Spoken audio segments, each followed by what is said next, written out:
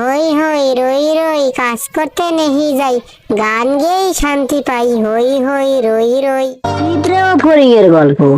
হেমন্তকাল হচ্ছে পিঁপড়েদের জন্য আর ফড়িংদের জন্য খাবার সংগ্রহ করার সময়। কারণ সামনে শীতকাল, সেই সময় খাবার পাওয়া যায় না। কিন্তু তাদের ভিতর কিছু ফড়িং ছিল, তারা ছিল খুব দুষ্ট আর খুব অলস।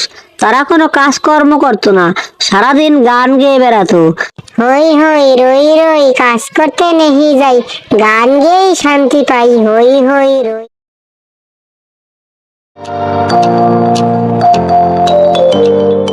সালাম পিঁপড়ে ভাই, তুমি কেমন আছো? দেখতে তো মনে হচ্ছে তুমি ভালোই আছো, কিন্তু আমি খুব বড় একটা বিপদে পড়ে তোমার দুয়ারে এলাম। এত নাকামি না করে কি বলবে তাড়াতাড়ি বলো, কারণ সকাল সকাল অনেক কাজ পড়ে রয়েছে। সরষে কেন ভাই, সরষে কেন? বলছিলাম আমার ঘরে একটিও খাবার নেই, তুমি যদি একটু খাবার দিতে তোমার ওখান থেকে, তাহলে আমরা একটু খেয়ে পরে বেঁচে থাকতাম আর কি। কেন কেন খাবার নেই কেন? সবে তো মাত্র শীত এলো, তুমি শীতের জন্য কি হেমন্তকালে খাবার সংগ্রহ করনি? না পিঁপড়ে ভাই, আমি হেমন্তকালে অনেক ব্যস্ত ছিলাম, তাই আমি খাবার সংগ্রহ করতে সময় পাইনি। তুমি কি এরকম দরকারি কাজে ব্যস্ত ছিলে যে খাবার সংগ্রহ করতে সময় পাওনি?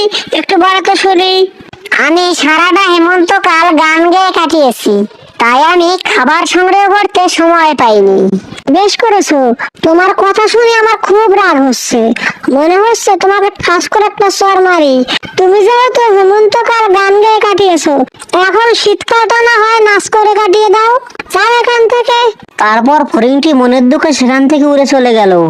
শুনুন বন্ধুরা, যারা এরকম অলসতা করে তাদের ভাগ্যে এর থেকে ভালো কিছু হয় না। তাই সবাই পরিশ্রম করতে শিখুন, একদিন না একদিন সফলতা আসবেই। ধন্যবাদ।